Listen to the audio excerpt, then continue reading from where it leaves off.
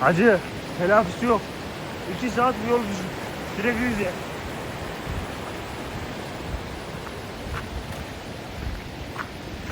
Hiç acele etme, yavaş yavaş.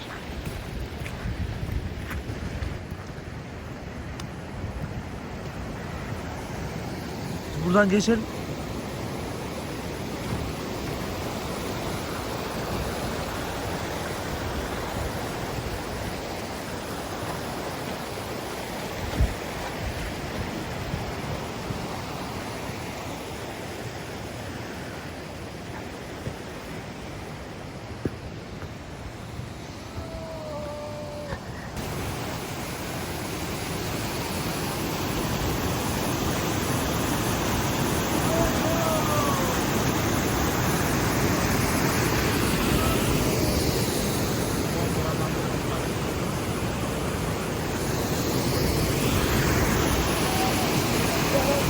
Gel hadi.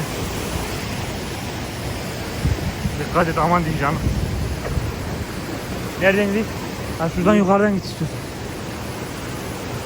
Oradan gidelim. Gel. Bak buraya bas. Buraya bas. Böyle gel.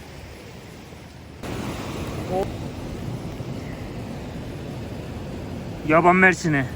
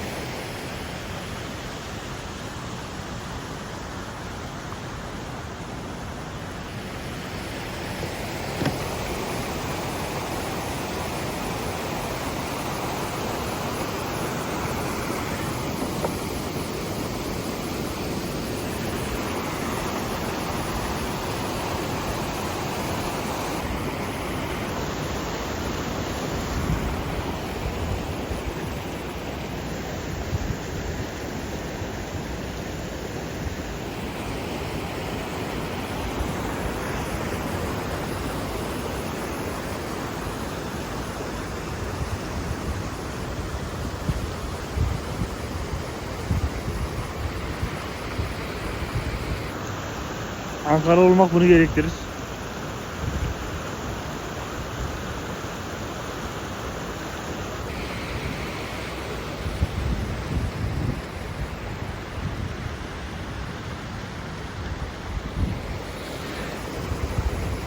Bekleme yapma hadi.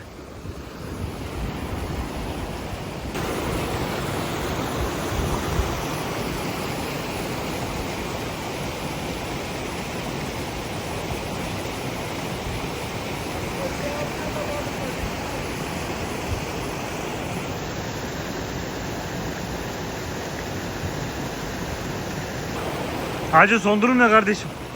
Yanmıyor.